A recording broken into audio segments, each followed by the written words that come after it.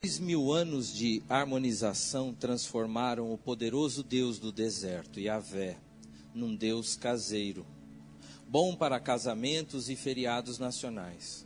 Os poderosos respiram aliviados e a geração jovem afasta-se dele. Mas enquanto eles ainda negociam o preço dos seus templos de ouro, nas suas costas, os pobres do terceiro mundo redescobriram Deus, o Deus verdadeiro e incômodo, o Deus de Moisés e dos profetas, que cheiram ainda o deserto, o Deus de Jesus de Nazaré, o Deus anticonvencional, indomesticável da Bíblia.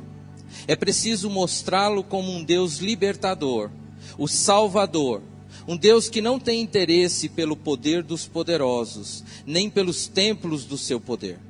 Um Deus novo, que ainda é o antigo, o verdadeiro, do qual fala a Bíblia. E é admirável, e ele deve ser adorado. Ele é digno de honra e poderoso em obras. E é espantoso constatar como nesta perspectiva, as velhas e empoeiradas histórias da Bíblia, subitamente assumem uma atualidade agressivamente nova. Reinhold Blanc, A Rebelião do Deus Domesticado. Esse autor fala acerca do Deus da Bíblia. Do Deus da Bíblia que 2000 anos de história, apesar de tê-lo iluminado, tê-lo trazido à tona, o escondeu. E é impressionante quando a gente começa a olhar a atualidade, ou o mundo contemporâneo, o mundo que nós estamos mergulhados hoje, e vermos que aquelas histórias que nós lemos na Bíblia ganham uma atualidade impressionante. E é sobre isso que eu quero falar com vocês nessa noite. Porque grande parte da nossa vida, os nossos conceitos, eles vão mudando. E eu queria falar acerca de felicidade. O mundo hoje e o Brasil falam em crise. E eu quero mostrar para vocês o que a Bíblia fala acerca disso. Porque Jesus não fala acerca de felicidade, a não ser uma vez que ele toca no assunto, quando ele vem nas bem-aventuranças e fala acerca do axerê, bem-aventurado, ou feliz é. E ali ele traz um conceito de ser e não de ter. Hoje na nossa sociedade a gente está mergulhado num outro conceito, do conceito de quem é feliz, quem tem. E eu queria mostrar para vocês acerca disso, essa percepção que muitas vezes vai mudando durante a nossa vida. Se a gente perguntasse para um jovem de 16 anos o que é necessário para ser feliz, talvez ele diga que ter muito dinheiro para comprar aquilo que ele quer, viajar bastante, aproveitar a sua vida e a juventude. Se a gente perguntar para um de 20, talvez ele diga que estudar para conseguir um bom emprego, onde ele possa conseguir uma carreira de sucesso, esse seja o caminho para ser feliz. Para um de 30, ele entenda que a independência financeira é mais importante para conseguir realizar todos os seus desejos dos 16. Ou então, se a gente perguntar para um de 40, a gente possa entender que o melhor talvez seria se casar e achar uma boa esposa e constituir uma família. Um de 50 talvez diria que é melhor constituir uma família com segurança financeira. E um de 60 que provavelmente diria que a felicidade seria encontrar alguém que envelheça ao seu lado e compartilhe o fim da sua vida. O conceito vai mudando, como nós vamos mudando. Mas o que a Bíblia nos diz acerca disso? No Ministério Shalom aqui eu tenho visto o pastor Romero desprendido um esforço titânico para mostrar como a sociedade moderna está desvirtuando os conceitos bíblicos, acerca até do que seria felicidade. Onde o desejo humano é o artífice de toda a construção social e da realização humana. Onde as pessoas são coisificadas e as coisas são divinalizadas. Essa palavra não existe, isso chama mimetismo. Eu coloquei aqui para tentar explicar para vocês que nós estamos pegando as coisas e adorando as coisas. E isso chama-se ídolos. É o que nós estamos fazendo. Nós passamos a adorar as coisas. E isso na Bíblia se chama idolatria. Eu há uns dias atrás, meses, conversando com o pastor Cláudio, a gente desenvolveu uma tese em que, sem perceber, nós estamos adorando coisas. Muitas vezes nós estamos sacrificando para adquirir certas coisas e não percebemos. Tem um texto em Ezequiel que diz assim: olha, filho do homem, estes homens ergueram ídolos em seus corações e puseram tropeços ímpios diante de si. Devo deixar que me consulte? Ora, diga-lhes, assim diz o soberano Senhor: quando qualquer israelita erguer ídolos em seu coração e puser um tropeço ímpio diante do seu rosto, e depois for me consultar um profeta, eu, o Senhor, eu mesmo responderei a ele conforme a sua idolatria. Tá bom, eu não te convenci, né? Romanos 1, 23. Trocaram a verdade de Deus pela mentira, e adoraram e serviram a coisas e seres criados em lugar do Criador, que é bendito para sempre. Ou então, será que o sacrifício oferecido a um ídolo é alguma coisa? Ou o ídolo é alguma coisa? Não. Quero dizer que os pagãos sacrificam o que é oferecido aos demônios e não a Deus. E não quero que vocês tenham comunhão com os demônios. Vocês não podem beber do cálice do Senhor e do cálice dos demônios. Não podem participar da mesa do Senhor e da mesa dos demônios. 1 Coríntios 10, 19. Sem perceber, esse mundo, essa sociedade individualista e consumista, vai nos levando para a idolatria. Agora, o que ele está dizendo? Que é impossível servir a dois senhores. Que ou servirmos ao espírito deste mundo, esse mundo que te empurra para o individualismo, para o egoísmo, para o consumismo, ou servir a Deus. Que não fala acerca de felicidade em suas palavras, ele fala acerca de amor. Durante o seu ministério ele fala acerca de amor. Agora, quando servimos a esse espírito do mundo, estamos negando a Deus. E você vai entender.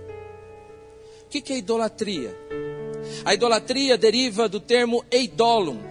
Ido, que deriva de eidose, quer dizer forma, aparição exterior, imagem. A tradução mais correta do que seria uma silhueta. O termo é acrescido de latria, que quer dizer serviço e adoração. Então, idolatria é o serviço e a adoração prestada a coisas ou imagens.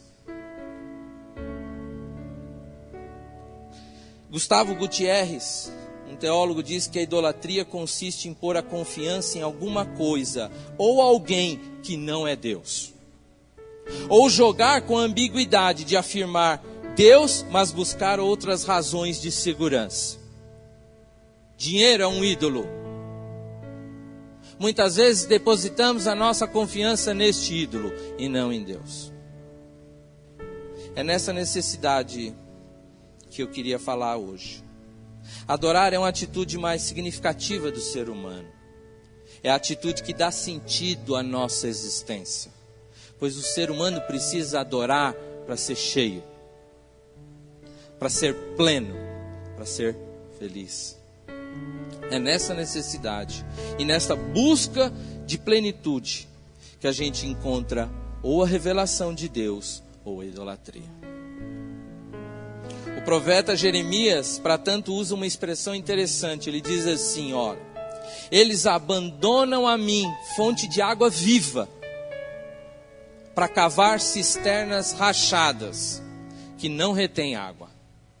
Ou seja, A idolatria pode ser uma imagem absolutizada, mas não pode plenificar, não pode te encher, porque ela é como um cesto vazio ou furado, rachado, não retém a água.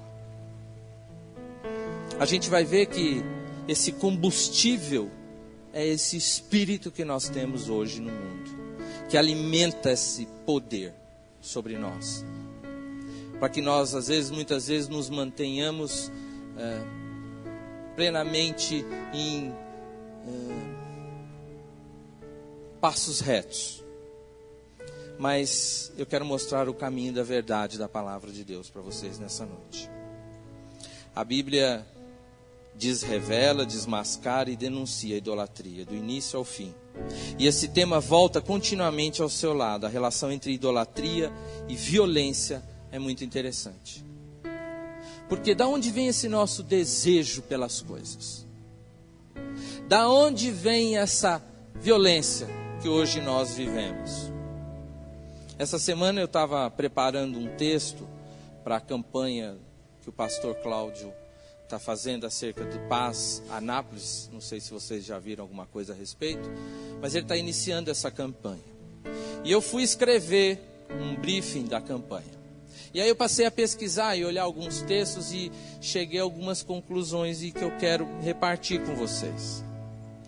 Porque essa busca por coisas, essa divinalização que a gente tem feito hoje em dia, tem muito a ver com a violência que a gente vive às vezes nos nossos lares.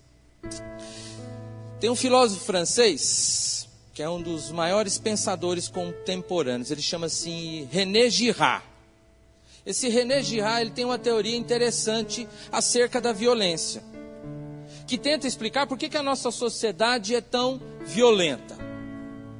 E ele não está falando acerca de uma violência de guerras, violência entre países, ou por causa de etnia, ou por causa de religião. Não, ele não está falando acerca disso, não. Ele está falando daquela violência próxima, aquela que nós produzimos. E o René Girard, quando ele olha, ele se pergunta, de onde vem então tanta violência? E ele chega à seguinte conclusão, e ele vai buscar a conclusão, sabe aonde? No Decálogo, nos 10 mandamentos, mais precisamente no último mandamento. E ele olha para esse aspecto de violência e diz assim: o homem é violento porque ele cobiça. O último mandamento diz assim: não cobiçarás. E ele foca todo o seu registro do seu pensamento nisso.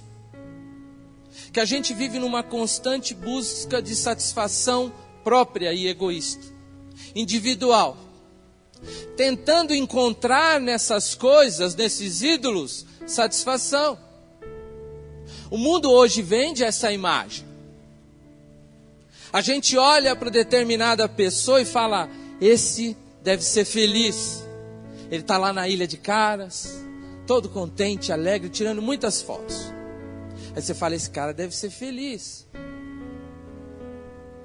E como não dá para você ser esse cara, dá pelo menos para você ter o telefone que ele usa. Ou então, se não dá para frequentar os lugares que ele frequenta, ou vestir as roupas que ele usa, ou até ter o corte de cabelo.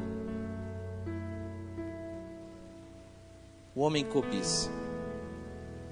E René Girard vai montando toda a sua teologia em cima disso. Que as nossas necessidades, ou esse nosso desejo de ter, vem dessa cobiça. Vem da inveja. É difícil você perguntar para alguém se você tem inveja, né? Ninguém nunca vai falar. Esse tipo de diálogo, gente, ocorre no nosso interior, não é? Esse tipo de conversa ocorre no nosso interior, porque ninguém nunca vai admitir. E o René Girard diz assim, que o texto diz para que não cobicemos. Não cobicemos a mulher do próximo, o carro do próximo, a casa do próximo, o emprego do próximo, o marido do próximo ou o vestido da tua próxima, o diploma do teu próximo, a igreja do teu próximo, o celular, enfim, a vida do teu próximo.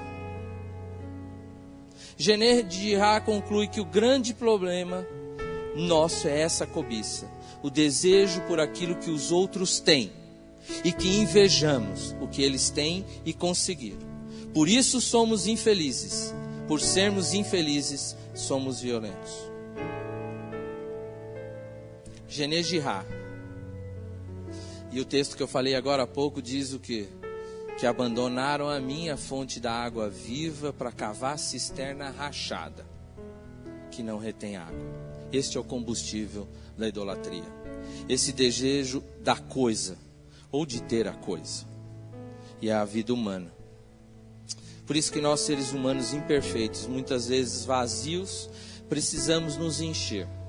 Sempre a sensação de que alguma coisa nos falta. E que falta-nos a plenitude então.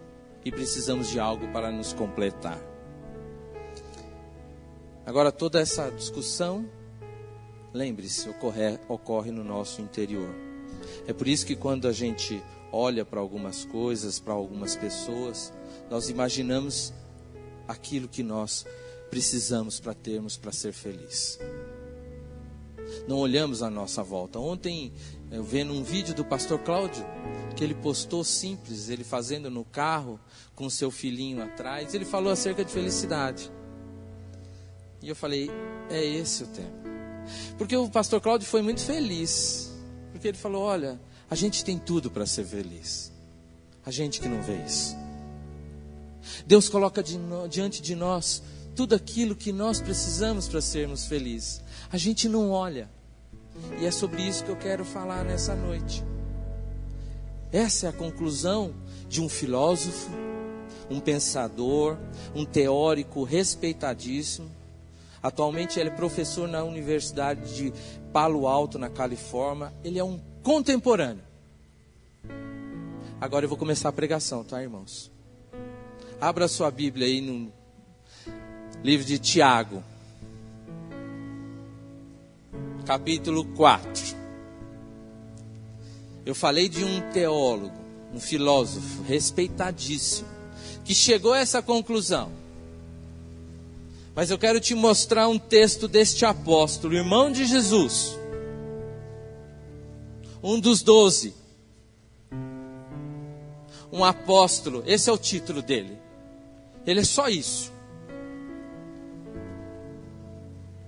E ele diz assim, todo mundo encontrou? Tiago 4.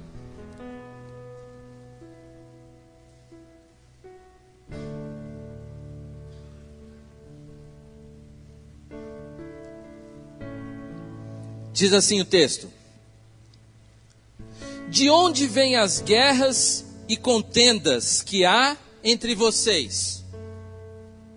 Não vêm das paixões que guerreiam dentro de vocês? Vocês cobiçam coisas e não as têm. Matam e invejam, mas não conseguem obter o que desejam. Vocês vivem a lutar e a fazer guerras. Não têm porque não pedem. E quando pedem, não recebem, pois pedem por motivos errados, para gastar em seus prazeres. Adúlteros, vocês não sabem que a amizade com o mundo é a inimizade com Deus? Quem quer ser amigo do mundo, faz-se inimigo de Deus. Ou vocês acham que é sem razão que a Escritura diz que o Espírito que Ele fez habitar em nós tem fortes ciúmes? Mas Ele nos concede graça maior. Por isso diz a Escritura: Deus se opõe aos orgulhosos, mas concede graça aos humildes. Portanto, submetam-se a Deus, resistam ao diabo, e ele fugirá de vós. Aproximem-se de Deus, e Ele se aproximará de vocês. Pecadores, limpem as mãos, e vocês que têm a mente dividida entre Deus e as coisas, eu estou fazendo uma inclusão aqui, purifiquem o seu coração. Entristeçam-se, lamentem e chorem. Troquem o riso por lamento e a alegria por tristeza. Humilhem-se diante do Senhor e Ele os exaltará. Irmãos, não falem mal uns dos outros. Quem fala contra o seu irmão ou julga o seu irmão, fala contra a lei e a julga. Quando você julga a lei, não a está cumprindo, mas está se colocando como juiz. E há apenas um legislador e juiz, aquele que pode salvar e destruir. Mas quem é você para julgar o seu próximo? Ouçam agora, vocês que dizem, hoje ou amanhã iremos para esta ou aquela cidade. Passaremos um ano ali, faremos negócios e ganharemos dinheiro. Vocês nem sabem o que lhes acontecerá amanhã, que é a sua vida. Vocês são como a neblina que aparece por um pouco de tempo e depois se dissipa. Ao invés disso, deveriam dizer, se o Senhor quiser, viveremos e faremos isto ou aquilo. Agora, porém, vocês se vangloriam das suas pretensões. Toda vanglória como essa é maligna. Pensem nisso, pois. Quem sabe que deve fazer o bem e não o faz, comete pecado. Atual, né?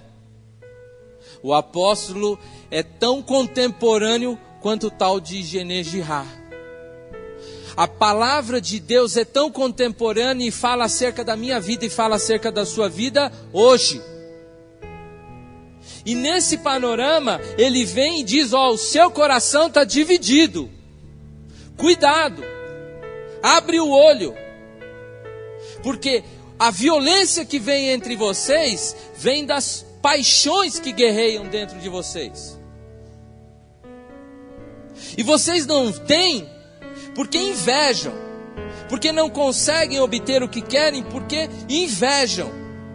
E quando pedem, não recebem. Sabe por quê? Porque a gente quer para o prazer nosso.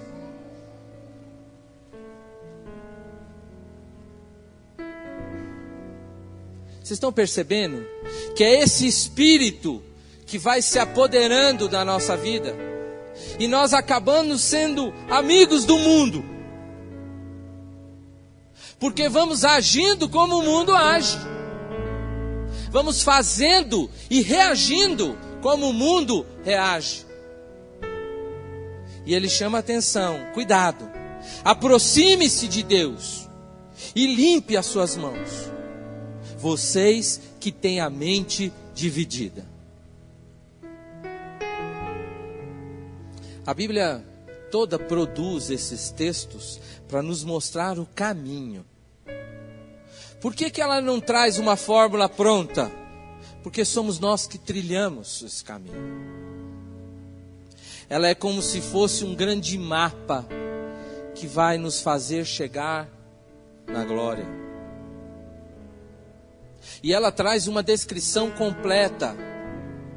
É como se você fosse procurar, tente imaginar procurar um endereço apenas olhando estas plaquinhas com os nomes das ruas. Você vai num lugar, depois entra à direita, depois entra à esquerda, depois vira. Não é essa, não é essa, não é essa, não é essa, não é essa. Se você tiver um mapa na sua mão, você chega rapidamente. Você consegue traçar o seu curso até o seu destino. Aqui todos nós temos um alvo e temos um destino. Só que muitas vezes a gente quer achar olhando as plaquinhas. A gente acha que a gente vai chegar olhando o nome da rua. E a gente não vê o todo. E o todo está na palavra de Deus. A Bíblia ensina que esse caminho de felicidade calcado no individualismo e no consumismo não consegue encher o homem, nem lhe trazer prazer. Quem inventou esse negócio de prazer e felicidade na realização dos nossos desejos foi um outro sujeito, um tal de Lúcifer, que era um camarada que entendeu que felicidade era não ter nenhum desejo, nenhuma necessidade, nenhuma vontade sem realização ou satisfação. Foi esse cara.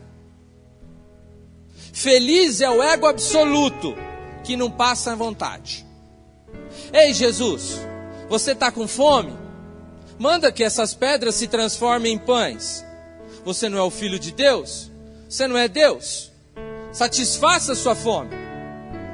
Ou então, ei Jesus, você está com a sua autoimagem um pouco abalada, negativa, sem saber direito quem você é, se sentindo só aí no deserto?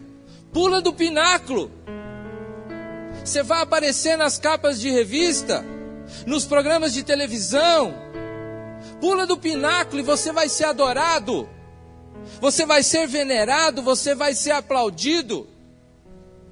Ei, Jesus, você tem alguma vontade, algum desejo, alguma coisa assim que está brilhando na vitrine, que você quer muito, algum lançamento, ou último modelo que você queira? Joelha aí, eu te dou tudo. Não passa vontade, não passe necessidade, você pode ter tudo que você quiser, basta me adorar que eu te dou tudo. Lúcifer é essa coisa que você não pode passar necessidade, você não pode ter um desejo e nenhuma privação. É esse o espírito do mundo hoje, em que você tem que trocar as coisas, você tem que substituir as coisas, e você tem que se encher com aquilo.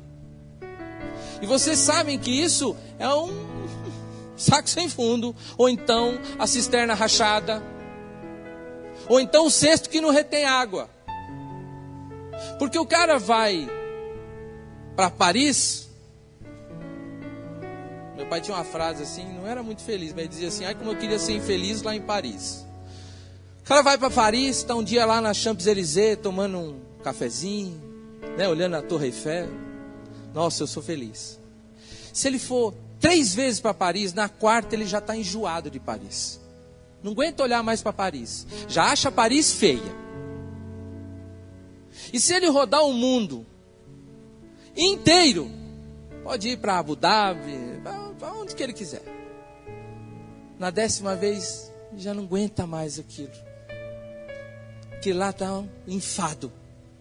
Está chato. Ou então o cara vai querer adquirir alguma coisa. Não, eu vou construir a casa. Agora eu vou construir a casa. Vou pôr minha realização nessa casa.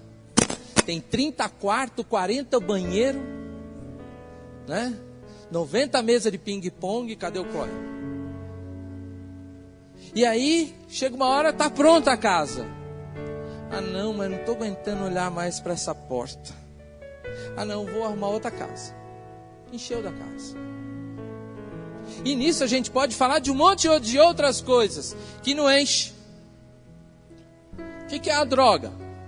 Se não um meio de se satisfazer. E cada vez a gente precisa de mais para poder ser pleno. Esse é esse espírito desse mundo, que o teórico Tiago chama de maligno. E se você não entendeu o Tiago, você não entendeu o que é felicidade. De onde vêm as guerras e contendas? Não vem das paixões que guerreiam dentro de vocês? Tem um outro filósofo e teórico que eu gosto muito na Bíblia também. E é nele que eu quero mostrar para vocês que encontrou esse caminho da felicidade. Ele chama Salomão.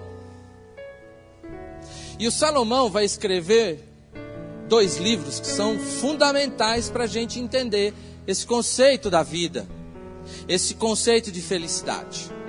Porque o Salomão foi o cara.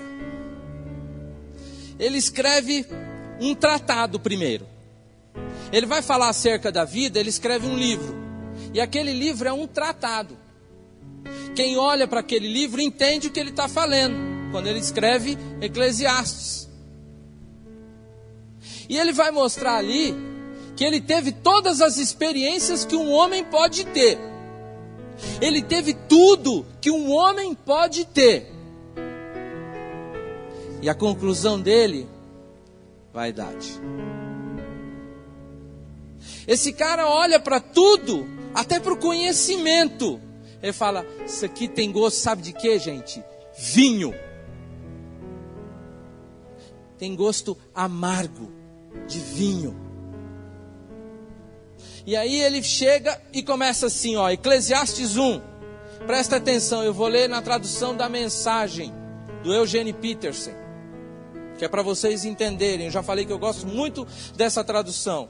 Ele diz assim, olha, versículo 1. Estas são as palavras daquele que está em busca, filho de Davi e rei em Jerusalém. Olha só, o cara está em busca. Vazio. Tudo é um grande vazio. Nada vale a pena, nada faz sentido. O que resta de uma vida inteira de trabalho sofrido? Uma geração passa, outra geração chega, mas nada muda. É sempre a mesma coisa. O sol nasce e se põe, um dia após a outro, é sempre igual. O vento sopra para o sul e depois para o norte. Gira e dá muitas voltas, sopra aqui e acolá, e vai seguindo o mesmo rumo. Todos os rios vão para o vasto oceano, mas o oceano nunca transborda. Os rios correm para o mar, mas logo depois voltam a fazer o mesmo percurso. É tudo um tédio só. É uma mesmice sem tamanho. Nada tem sentido. Será que os olhos não cansam de ver, nem os ouvidos de ouvir? O que foi será novamente, o que aconteceu acontecerá de novo. Não há nada de novo neste mundo. Ano após ano, é sempre a mesma coisa. Se alguém grita, ei, isso é novo, não se anime, é a mesma velha história. Ninguém se lembra do que aconteceu ontem, e as coisas que vão acontecer amanhã, ninguém se lembrará delas também. Você acha que será lembrado? Pode esquecer. Quem quer esse cara? O cara que fala assim, eu estou em busca. Eu estou em busca da plenitude. Eu estou em busca da felicidade. E eu vou ter e vou usar tudo aquilo que Deus me der para me encontrar isso. E aí esse cara que era um filósofo, ele começa a perceber, ele era um pensador. Ele começa a olhar e falar, rapaz, esse negócio aqui é um ciclo sem fim. É um saco sem fundo. Por quê? Porque ele começa a acumular. E nada enche esse cara. Nada. Ele começa a dizer assim, eu sou aquele que está em busca, fui rei de Israel em Jerusalém. Já investiguei tudo com cuidado e explorei tudo o que é feito nesta terra. E deixe-me dizer, não há nada de especial. Deus não facilitou nada para nós. Já vi de tudo, e tudo é um vazio só, como nadar contra a maré. Pau que nasce torto, morre torto. Não dá para ser consertado. É como acrescentar um zero à esquerda. Não muda o resultado. Eu disse a mim mesmo, tenho mais conhecimento e sou mais sábio do que qualquer um antes de mim em Jerusalém. Acumulei sabedoria e conhecimento. A conclusão que cheguei foi, esforçar-me para obter sabedoria e conhecimento produz um vazio, que é como nadar contra a maré. Quanto mais se sabe, maior é a responsabilidade. Quanto mais se aprende, maior é o sofrimento. Por quê? Porque o coração da pessoa acaba se dividindo somente para aquilo. E é isso que ele fala. Eu sou professor. Eu sou um cara que busca o conhecimento. Eu busco sabedoria. Só que sabedoria, meu querido, é na vertical. Não dá para correr ela na horizontal. E esse cara buscou tanto conhecimento, e ele pôs o coração dele nisso. Quando você põe o seu coração nisso, cara, você não consegue se encher. Não tem como encher. Aí ele disse assim, então tá bom, vamos lá, vamos aproveitar a vida, carpe diem, né? Aproveite o dia, vamos nos divertir, mas descobri que também isso produz um vazio. Divertir demais também não dá, não dou conta. Viajar toda hora, não dou conta. Ir para lá, ir para cá, Etiópia, Egito, já conheci tudo como... Cansei. Achei aquelas pirâmides até que eu acho que é tão torta. Já vi tanto que eu já achei defeito. O que eu descobri depois de curtir a vida? Que é loucura, não vale a pena. É cair na vida em busca de prazer? Não vale a pena. Com a ajuda de um bom vinho acompanhado de um bom senso, decidi cair na gandaia de vez. Esse cara teve tudo que um homem pode querer ter. E ele começou a buscar nos prazeres. Mulheres, teve 1000. Sem contar as concubinas e as virgens que ele não chegou nem a tocar. Ou então, as nascidas, vamos dizer assim, em cativeiro. E ele buscou e afundou ele ali. Não, então tá bom, já que o conhecimento não é tudo, que dá um vazio enorme, eu vou cair na vida, eu vou cair no mundo. E aí ele chega na seguinte conclusão, que isso aqui é amargo. Ou então falou, não, cansei então, agora vou sair dessa vida e vou procurar ter tudo que um homem pode ter. Fiz projetos formidáveis, como ninguém. Construí casas, plantei vinhas, projetei jardins e parques, e plantei muitas árvores neles. Fiz reservatórios de água para irrigar os pomares. Comprei escravos e escravas, que com seus filhos me deram mais escravos ainda. E depois adquiri grandes rebanhos, mais do que qualquer um antes de mim teve em Jerusalém. Acumulei muito ouro, prata dos reis que dominei e dos reinos que conquistei. Reuni um coral de cantores para minha diversão. E o maior desejo de todos os homens que um homem pode ter, as mais lindas mulheres. E como prosperei? Deixei para trás todos os meus antepassados em Jerusalém, mas nunca abri mão desta sabedoria. Tudo que desejei, eu tive. Nunca me neguei nada.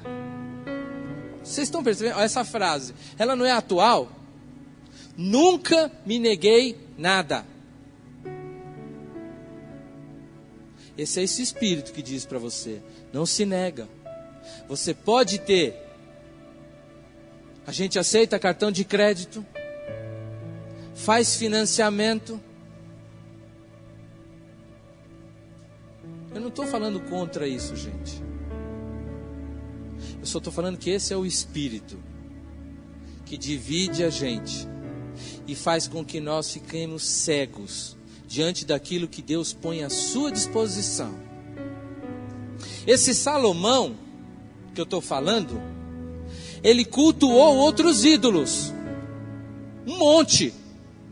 Aliás, fez pior, ele construiu templos para esses ídolos.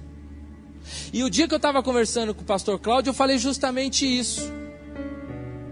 Nós estávamos falando acerca de oferta. E aí nós chegamos à conclusão que esse Salomão aqui adorou como nós adoramos hoje. Você quer ver um exemplo? É difícil dar R$100 por mês aqui, numa campanha. Mas o cara quer um iPhone 6. Ele tem o 5, mas ele quer o 6. Aí o cara vai lá na Casas Bahia, ou então compra no Mercado Livre, não sei. Em 12 prestações, de 300, né, custam uns 3 mil e pouco. De R$300, 12. Ou então se tiver apertado, então faz 24,150. Estou fazendo sem juros, hein? Não estou vendendo não, mas... 24 de 150. O cara vai ficar 2 anos para adorar uma maçã. Vocês estão entendendo? A gente fala que não, mas é o que a gente está fazendo. Agora, 6 meses você colocar R$100 aqui, você não faz isso. Aliás, eu estou falando de uma experiência que eu tive, que eu vi isso. Um colega de trabalho que não ganhava, acho que ganhava mil e pouco, vai. Pagou 24 prestações, vai, mais de 40% do salário dele para ter um iPhone. E se pedisse para ele R$100 por mês, 150, vai, durante 6 meses ele ia achar muito. E aí eu cheguei à conclusão com o pastor Cláudio, que se ele tivesse feito esse voto com Deus, falou: Senhor, eu vou dar 150 durante 24 meses, ele ia ter uns 30 iPhone, eu acho, ia vender iPhone, se ele tivesse colocado isso diante de Deus. Vocês estão entendendo o que eu estou querendo dizer? Vocês estão percebendo esse espírito? É isso aqui que o Salomão fez. E a gente pega e critica o cara, fala: não, ele construiu ídolos, mas nós fazemos a mesma coisa. E o Tiago fala para a gente: ó, limpa teu coração, sua mente está dividida, e é por isso que você não enxerga que você já é feliz. É por isso que você não consegue enxergar aquilo que Deus já te deu, porque seu coração está dividido. E esse cara aqui que teve tudo, chega a essa conclusão.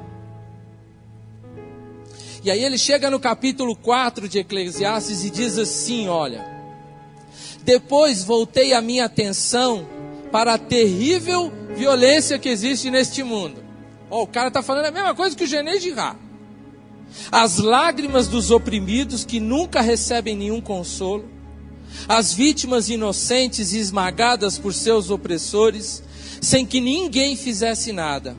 Então imaginei que os mortos são mais felizes que os vivos. E é melhor ainda aquele que nunca nasceu, que nunca veja toda essa crueldade praticada na terra. Fiquei chocado. Descobri que tudo o que se faz é motivado por ambição e inveja. Depois, se você quiser ver, é Eclesiastes 4:4. Descobri que tudo que se faz é motivado por ambição e inveja.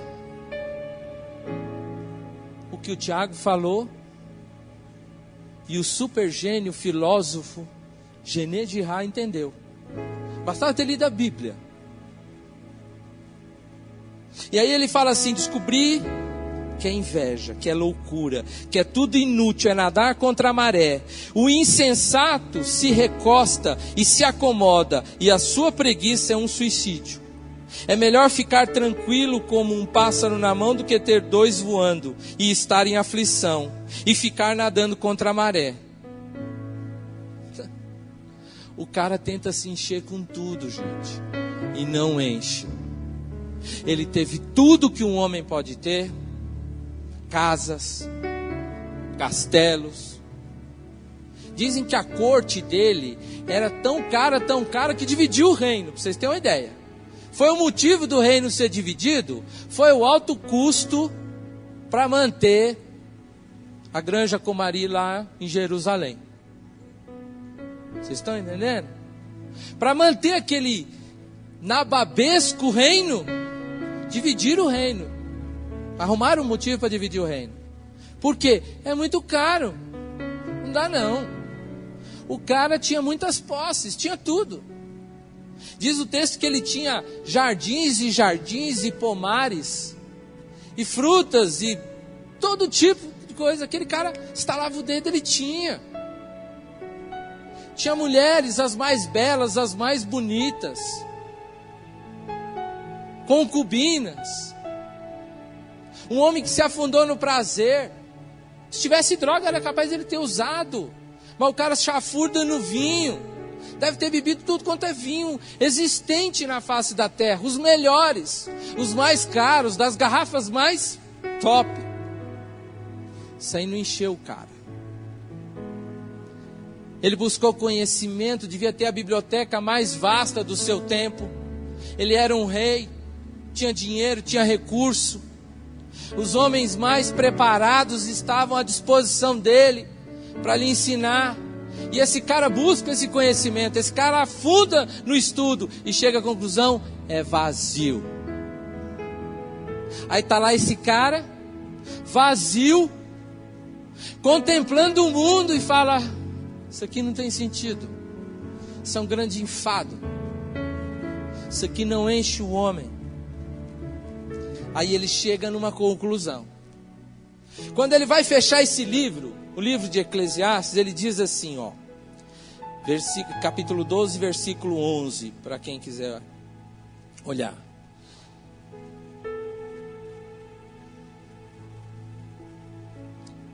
As palavras dos sábios nos estimulam a viver bem. São como pregos, bem martelados, que mantêm a vida unida. São dadas por Deus, o único pastor. Mas a respeito de qualquer outra coisa, meu amigo, vá com calma. Não há limite para produzir livros e estudar demais. Deixa qualquer um esgotado. Mas eu cheguei a uma conclusão. Para finalizar, a conclusão de tudo é a seguinte: tema a Deus e faça tudo o que Ele mandar. É isso. E no seu devido tempo, Deus deixará às claras tudo o que fazemos e fará o seu julgamento. E Ele conhece até mesmo as nossas intenções mais secretas, sejam elas boas ou más. Em outras palavras, Ele fala assim, ó: eu tive tudo, mas nada disso me encheu. Sabe, tudo tinha um gosto amargo de vinho. Tudo isso aqui deu uma dor de cabeça danada. Não me encheu. Ele faz esse tratado para falar e ensinar para a gente. Tem um livro seguinte ao livro de Eclesiastes, que é o livro de Cantares. Cantares de Salomão. Que tem muita gente que olha para esse livro e fala: o que esse livro está fazendo aí? Né? Que utilidade tem Cantares? Não é um livro para qualquer um. Durante muito tempo, muita gente até quis tirar esse livro da Bíblia, porque não encontrou muita utilidade para ele. Aliás, eu acho que é por isso que eu acho que nem entenderam o livro. Ele escreve o mesmo livro e vai falar a mesma coisa, só que numa perspectiva diferente. Ele já faz um cântico. Salomão não é, o livro de Cantares não é um tratado. O livro de Cantares é um cântico. É um namorado cantando para a noiva. É um namorado se declarando para a noiva. E aí ele começa abrindo o livro assim: Cântico dos Cânticos, que é de Salomão.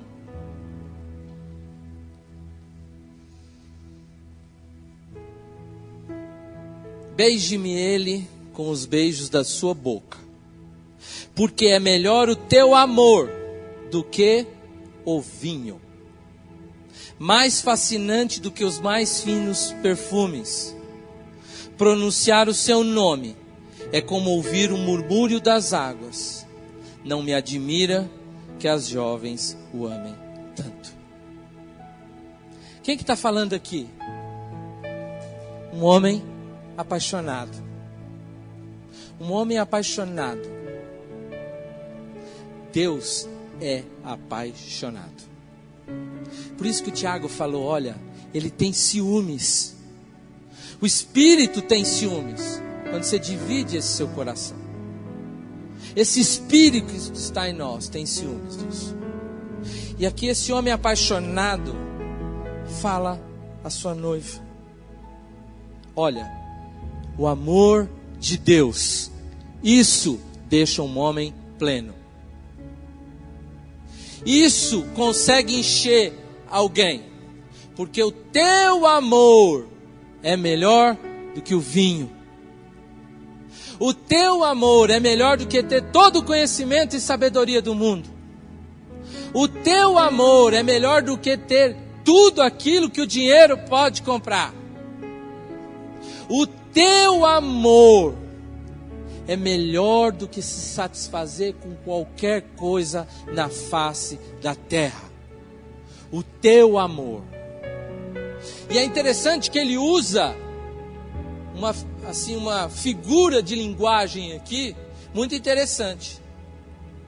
Beija-me com os beijos da tua boca, que é a forma mais íntima de duas pessoas se aproximarem, de duas pessoas demonstrarem o seu amor. Ele vai beijar aqui a noiva, ele vai aqui colocar a sua boca na boca dela, ou seja, vai ter a mais íntima forma de união. E é isso que esse homem chega à conclusão. Porque se você for olhar o livro de Cantares, o Cântico dos Cânticos, ele está cantando: olha, eu te amo, e só eu posso encher você. Jesus fala acerca disso. Jesus não fala acerca de felicidade, ele fala acerca do amor. Ele fala acerca da única atitude que pode encher um homem, que pode encher uma mulher, que pode fazer você ter a percepção de que você já tem tudo para ser feliz. Porque quem percebe o amor de Deus na sua vida é o mais feliz dos homens. Porque quem percebe esse amor te enchendo e te dando plenitude, pode olhar à sua volta e enxergar que você já é feliz. Falou crise. Chinês é muito inteligente, né? E o chinês traduz a palavra crise como oportunidade. Deus todos os dias nessa crise te dá a oportunidade de enxergar o amor dele. Todos os dias nós somos cheios por este Espírito que diz que nos ama. Só que a gente é movido por uma força que meio que estranha, que nos arrasta para o mundo e mergulha a gente lá. E é por isso que quando você olha o salmista dizendo: olha, busca a Deus, tema a Deus, porque ele sabe que o nosso coração é corrompido por esse espírito do mundo. Por isso eu queria dizer para vocês nessa noite, eu fiz essa viagem toda para dizer: olha para você, olha para o seu íntimo, para a sua vida, e passe a enxergar esse amor de Deus que é derramado pelo Pai todos os dias. Gente, nós somos mais do que satisfeitos. Nós somos mais do que plenos. Quanto Deus, nós nos permitimos que Deus assuma isso. Mas o homem constrói os seus ídolos. A gente quer entregar a sua confiança às vezes em outras coisas. Não, eu vou trabalhar, eu vou conseguir. Claro, o trabalho foi feito para isso. Mas a confiança tem que estar em Deus. Eu tenho batido muito, durante muito tempo, que a palavra fé não é uma questão de acreditar em algo que é impossível. Não, fé é uma atitude que você tem diante de Deus. Os gregos traduzem por fides. E fides significa confiar. Mas é difícil, gente, confiar. É muito complicado a gente entregar, sair das nossas mãos a direção, o controle. Nós sempre queremos estar com as rédeas das nossas vidas, quando a própria palavra de Deus fala: olha, mergulha nisso aqui. A gente ouviu a música, na letra da música falava mergulhar, e eu me lembrei do profeta que dizia: olha, entra, e ao pouco ele começava a vir água nos tornozelos. Para quem entrou no rio, no mar, você ainda consegue ter algum controle. Na hora que está no joelho, fica um pouco mais difícil a água. Mas você ainda consegue andar, dar alguns passos, sentir pelo menos o fundo. Chegou na cintura, a coisa já fica meio complicada. Você já se move com dificuldade, já começa a ficar um pouco que à mercê da água. Agora, quando chega no ombro, já era, né? Já era. Quando chega no ombro, você tem que ir. E é por isso que o tempo todo Salomão falava: nadar contra a maré, às vezes, contra a correnteza. Deixa ir no correnteza do Espírito. Mergulha, entrega, vai boiando, vira de costa. É Ele que está levando a sua vida. Você percebe que quando você entregou sua vida a Ele, você tem que depositar também a sua confiança. Deixa. Mas amanhã tem... Está na mão de Deus. Está na mão de Deus a condução da sua vida. E era isso que eu queria que você guardasse nesta noite. Você já é feliz. Enxerga, gente. Eu saí com o pastor Romero essa semana, acho que foi na sexta-feira. Saí para dar uma volta com ele e nós encontramos um casal, marido e mulher. Descobriram que estão doentes com câncer, os dois. E o pastor comentou comigo: nossa, que duro, né? Porque se fosse um, o outro podia ajudar, dar uma força, né? Eu vim há pouco, minha esposa falou que uma conhecida nossa, que inclusive estava indo no grupo lá nosso, foi internada e está com um tumor no cérebro e deram 4 meses de vida para ela. 4 meses. Já imaginou se chegasse para você e falasse: olha, você tem 1 semana? Pensa. Gente, o que é felicidade? Felicidade é ter isso que você tem. Ter saúde, andar, enxergar, é olhar que você chegou aqui vazio, você chegou aqui cego, paralítico, leproso, e Deus curou você, Deus te encheu, Deus te deu perspectiva, levantou para você e falou: olha, tem um mapa, você quer esse mapa? Eu já morri por você, a vida eterna é tua. Eu já fiz isso, porque eu te amo. E Ele ama a um nível tão individual. É cada um. Ele não ama no coletivo, não. Ele ama no individual. Você e eu. E Ele faz tudo, todos os dias, para que você perceba que Ele te ama. Ele é um noivo apaixonado, que fala o tempo todo que te ama. E hoje eu queria que você percebesse isso e saísse daqui com a certeza: você é amado, e por ser amado, você é feliz, você é pleno. O pastor Cláudio falou um negócio que eu achei interessante. Ele falou: eu estou aqui no carro. Não busca a felicidade. Não precisa buscar. Deus te dá. Basta você olhar. Ele falou: eu estou aqui, estou com o meu filho. E eu achei interessante. O menino estava pulando lá atrás no carro, feliz. A gente precisa olhar para isso.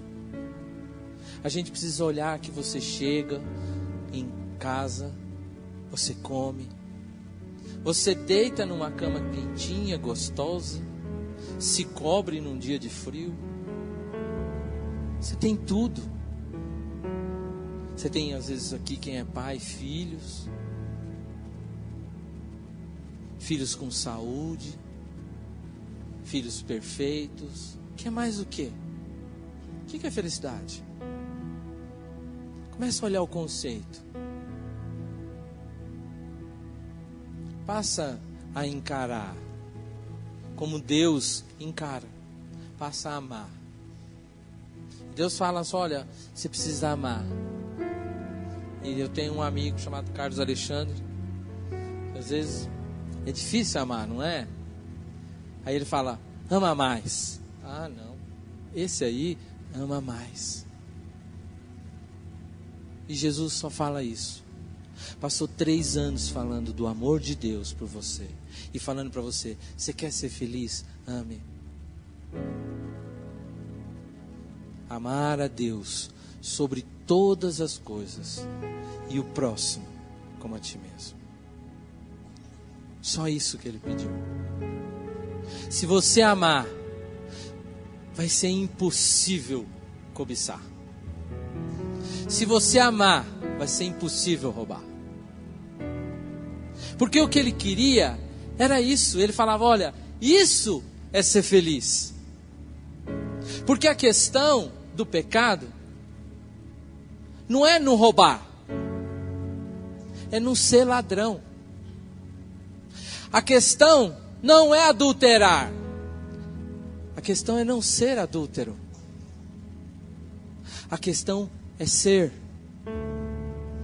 Porque o pecado vem sobre nós e toma o nosso coração e nos divide entre Ele e Deus. E é por isso que hoje em dia, nesse mundo todo relativo, contemporaneizado, onde tudo é relativo, onde tudo é permitido, é impossível ter amizade com esse espírito. É impossível você ser amigo desse mundo. Pensa nisso. Reflete acerca disso sobre a sua vida. E percebe o que te move. E eu queria que você levantasse agora. E que você orasse. Eu queria que cada um, no seu íntimo, feche os seus olhos. Imagine-se numa ilha. Você está isolado, é você e Deus aqui hoje. É você e o Espírito Santo que está em você hoje. Fecha seus olhos.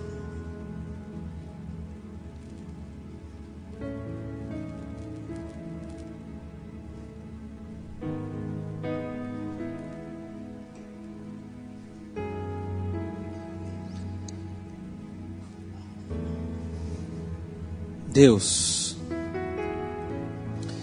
nós te pedimos, Senhor, que o Teu Espírito fale agora conosco. Mostra-nos, Senhor. Perdoa-nos, Senhor. Perdoa os nossos desejos, o nosso individualismo, o nosso egoísmo. Deus, nós estamos aqui abrindo o coração e dizemos que nós não somos isso que muitas vezes nós fazemos. Que Teu Espírito assuma o controle do nosso coração, Pai. Que nós possamos passar a enxergar hoje todo esse amor que foi colocado sobre nós. Que nós possamos enxergar hoje, de olhos fechados, a Tua cruz. A cruz que é o símbolo do maior amor. A cruz que nos lembra que o Senhor nos amou. Grava esta imagem em nós, para que cada decisão errada, cada caminho errado, nós possamos lembrar desse amor e perceber tudo aquilo que o Senhor faz por nós.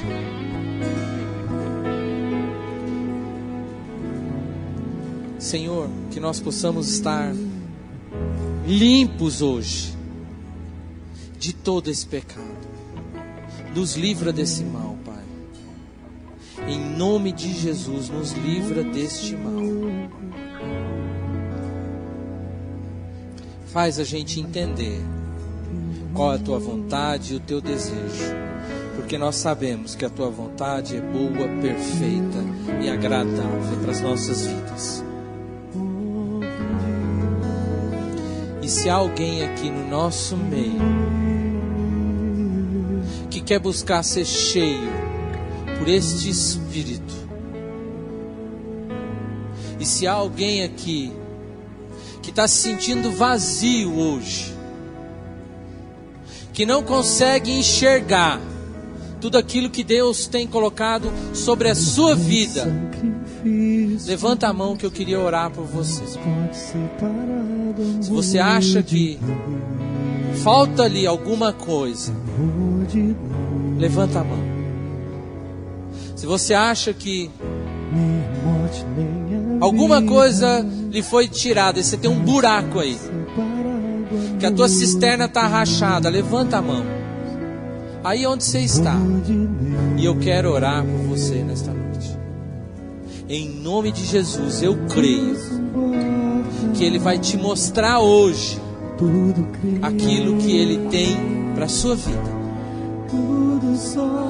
Deus, em nome de Jesus, Pai, toca agora em todos aqueles, Senhor, que querem ser cheios pelo Teu Espírito. Senhor, assopra sobre eles, assopra e enche, Senhor, cada um, em nome de Jesus. Que Teu Espírito venha agora, Pai, e tome todo aquele que tem buscado e tem chorado diante do Senhor, querendo enxergar, Pai, tudo aquilo que o Senhor tem para ele, para esta vida. Em nome de Jesus, agora, Pai, eu te peço, em nome de Jesus, Pai, abençoa a cada um, Pai, que está buscando no Senhor, Pai, no Senhor. Em nome de Jesus eu te peço, e é em nome de Jesus que eu te agradeço.